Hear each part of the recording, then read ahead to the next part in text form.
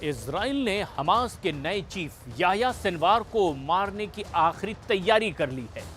Israel ने दावा किया है कि ऐसी 80% सुरंगों को तबाह कर दिया जाएगा जो कि गाजा से बाहर जाने का रास्ता थी।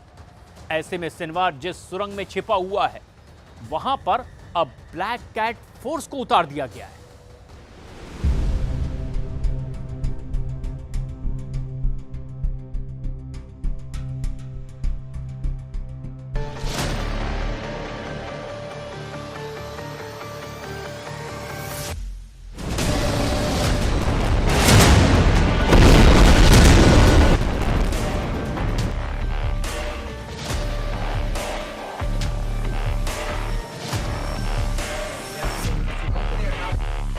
चौबीस घंटों के अंदर ऐसा क्या हुआ कि गाजा की सुरंगों के अंदर से चीखने की आवाजें आने लगी। चीखें ऐसी जिसे सुनकर हमास की पूरी लीडरशिप घबराई हुई है। 24 घंटों के अंदर ऐसा क्या हुआ कि सबको शक होने लगा कि याह्या सिनवार जिंदा है या मारा जा चुका है। ये दो सवाल गाजा की सबसे बड़ी मिस्ट्री बने हुए हैं। इन सुरंगों के अंदर से ऐसी खबरें आई हैं जो गाजा पर इजराइल की बमबारी को या तो पूरी तरह से रोक देंगी या फिर इजराइल 3 गुना ताकत से 4 गुना बम गाजा की गलियों में गिराने के लिए तैयार हो जाएगा। लेकिन इस दौरान सिनवार को लेकर जो खबर पक्की है उससे इजराइल ने भी इनकार नहीं किया है। यह खबर ऐसी है जिसे सुनकर सिनवार के सिर पर मौत नाच रही है। सिनवार को यकीन नहीं हो रहा है कि सितंबर में उसकी मौत की 100% गारंटी दी गई है। ऐसा इसलिए क्योंकि इस्माइल हानिया के बाद सिनवार ही इजराइल का सबसे बड़ा टारगेट है।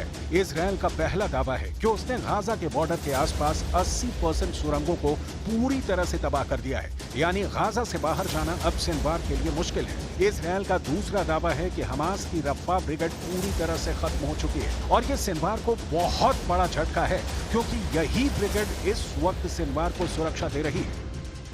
सिनवार को लेकर मिस्ट्री इस लेवल पर पहुंच चुकी है कि अब गाजा में हमास का खात्मा पक्का माना जा रहा है। लेकिन गाजा के बॉर्डर पर 80% सुरंगों को तबाह किए जाने का मतलब है कि सिनवार जहां है वहीं फंसा रहेगा।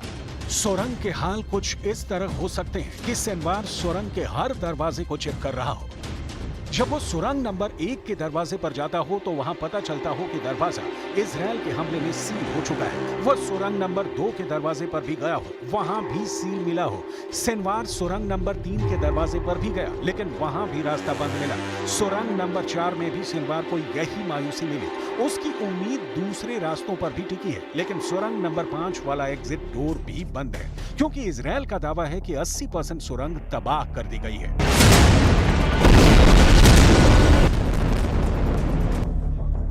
सिनवार जहां भी है, जैसा भी है, ये बात तय है कि वो फंसा हुआ है। उसके बाहर निकलने का मतलब मौत है और उसके सुरंग में फंसे रहने का मतलब भी मौत मानी जाएगी। लेकिन इस्माइल हानिया की हत्या के बाद सिनवार के सिर पर अब ऐसी जिम्मेदारी डाल दी गई है जो हमास का कोई और कमांडर उठाना नहीं चाहता।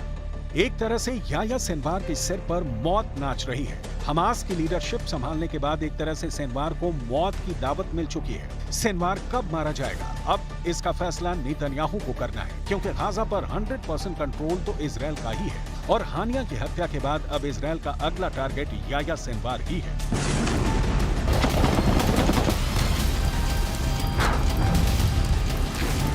सवाल है कि नया चीफ बनाकर क्या एक तरह से सिनवार को कफन पहना दिया गया है और हमास ने अपनी नई लीडरशिप को तैयार करने से पहले ही उसके खत्म होने का ऐलान कर दिया है। इजराइल की स्पेशल फोर्स का पूरा फोकस अब याह्या सिनवार पर है।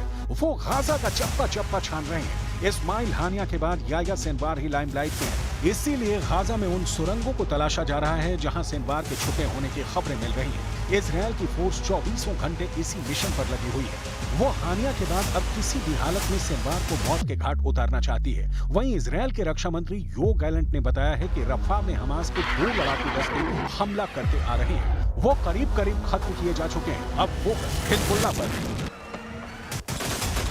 שלנו בחזית הצפונית היא ברורה, להשיב בביטחון את תושבי הצפון אל בתיהם. כדי לעמוד במטרה הזאת אנחנו נדרשים להרחיב את מטרות המלחמה ולכלול בתוך הנושא הזה, את החזרת תושבי הצפון אל בתיהם בגבול הצפון בביטחון. המהלך הזה לא יפחית את המחויבות המוחלטת שלנו לחיסול החמאס ולהשבת החטופים, ואת ההצעה הזאת, אחרי שנגבש אותה כאן, נביא בפני ראש הממשלה ובפני הקבינט. लेकिन गाजा का युद्ध खत्म नहीं हुआ है। गाजा में इजरायली सेना पर हमास की रफा ब्रिगेड के कुछ हमले देखिए।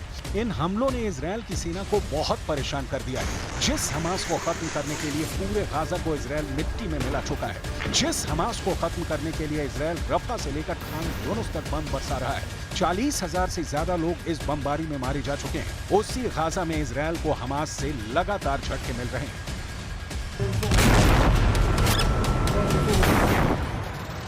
आखिरी बार जब इजरायल के कमांडो सिनवार के करीब पहुंचे थे, वो दिन था 31 जुलाई। इजरायली कमांडो जब दक्षिण गाजा में उस सुरंग में पहुंचे जहां सिनवार के छुपे होने की खबर थी, तब सिनवार वहां से भाग चुका था, लेकिन वहां जो मिला उसे देखकर इजरायल की फौज दंग रह गई थी। इस सुरंग में सिनवार के पास थे 83 करोड़ रुपए, जिन्हें छोड़कर वो भाग गया। जहां सिनवार छुपा हुआ था, वहां ये रकम सिनवार ने अपने पास रखी हुई थी। अब सवाल है कि सिनवार इतनी बड़ी रकम का क्या कर रहा था। इसमें कोई शक नहीं कि सिनवार बहुत चालाक है। वो हमेशा से हमास का बहुत ही सयाना कमांडर माना जाता रहा है।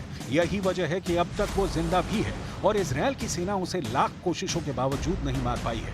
इजरायल की इंटेलिजेंस से सिनवार के बारे में बहुत चौंकाने वाली बातें पता चली है, जिसकी वजह से गाजा में उस तक पहुंचना बहुत मुश्किल हो गया है। सिनवार इलेक्ट्रॉनिक कम्युनिकेशन यानी मोबाइल या सैटेलाइट फोन जैसी कोई चीज इस्तेमाल नहीं करता। अपने बमबाज दस्तों को मैसेज पहुंचाने के लिए वो ह्यूमन कोरियर सिस्टम यानी हमास के लड़ाकों को ऑर्डर देता है। गाजा से अलग एक बहुत बड़ा विवाद इजरायल के अंदर शुरू हो गया है, क्योंकि इजरायल की खुफिया एजेंसी शिन बेत के चीफ ने नेतन्याहू पर बहुत ही बड़ा इल्जाम लगा दिया है। इजरायल की मीडिया के मुताबिक 23 जुलाई 2023 यानी 7 अक्टूबर को हमास के हमले से 2.5 महीने पहले शिन बेत के चीफ रोनेन बार ने नेतन्याहू से कहा था कि मैं आज आपको युद्ध होने की चेतावनी दे रहा हूं। हमें दिन और वक्त की जानकारी नहीं है, लेकिन युद्ध के संकेत मिल रहे हैं। इसके ठीक 2.5 महीने बाद हमास का हमला हुआ और फिर युद्ध शुरू हो गया। यानी इजरायल की इंटेलिजेंस एजेंसी को मालूम था कि जंग होने जा रही है और नेतन्याहू को इस बारे में बता दिया गया था। चेतावनी हर मोर्चे की थी, जिसमें गाजा भी था, वेस्ट बैंक भी था और उत्तरी इजरायल और लेबनान बॉर्डर पर हिजबुल्लाह से भी युद्ध का सिग्नल मिल रहा था। शिन बेत चीफ रोनेन बार ने इसके बारे में इजरायल में विपक्ष के नेता याइर लापिड को भी बताया था। तब 20 सितंबर को लापिड ने इजरायल में एक प्रेस कॉन्फ्रेंस करके ये मुद्दा उठाया था कि इजरायल कई मोर्चों पर घिर गया है, लेकिन नेतन्याहू ने साफ इनकार कर दिया। इजरायल के पीएमओ ने जवाब दिया है कि नेतन्याहू को युद्ध के बारे में कोई चेतावनी नहीं मिली थी। ये बात पूरी तरह गलत है कि प्रधानमंत्री को कोई ऐसी जानकारी दी गई थी। इजरायल की राजनीति इस वक्त तलवार की धार पर चल रही है। माना जा रहा है कि नेतन्याहू का कार्यकाल तब तक चलेगा जब तक युद्ध जारी रहेगा। इसीलिए हमास के कब्जे से बंधकों को आजाद कराने और सीजफायर न करने को लेकर भी नेतन्याहू के खिलाफ इजरायल के अंदर गुस्सा बढ़ता जा रहा है। दक्षिण इजरायल के किबुत्ज नेरिम इलाके के ये वो लोग हैं जिनके रिश्तेदारों को हमास ने बंधक बनाया हुआ है। नेतन्याहू सीज फायर के लिए राजी नहीं हुए, इसलिए इन्होंने खुद गाजा के अंदर जाने का फैसला किया। सबने ऐसी टी शर्ट पहनी है जिन पर बंधकों की तस्वीरें हैं और ये उस बॉर्डर पर पहुंच गए जहां गाजा के अंदर जाने का रास्ता है।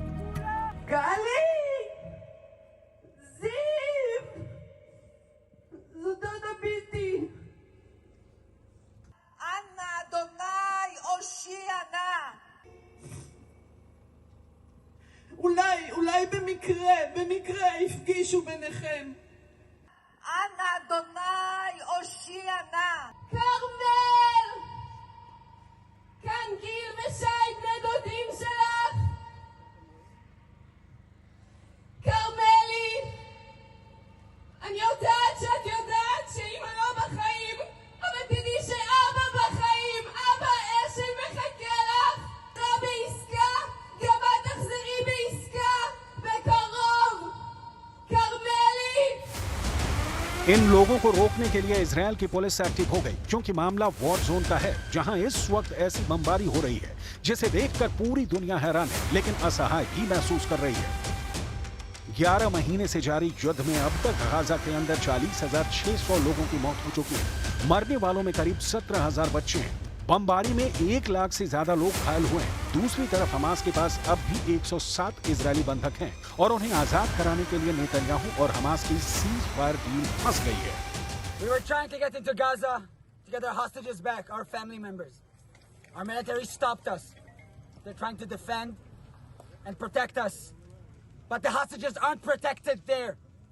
We have to sign a deal now and get all the hostages back.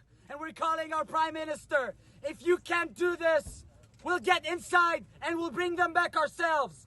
Bring them home now! Bring them home now! Bring them home now! Netanyahu के लिए मैसेज साफ है कि हमास के हानिया को मारकर भी नेतन्याहू चैन से नहीं बैठ पाएंगे, क्योंकि याह्या सिनवार अभी जिंदा है और हमास के पास अब भी करीब 107 इजरायली बंधक हैं। वहीं इजरायल की जनता ही नेतन्याहू के लिए बहुत बड़ी चुनौती बन चुकी है।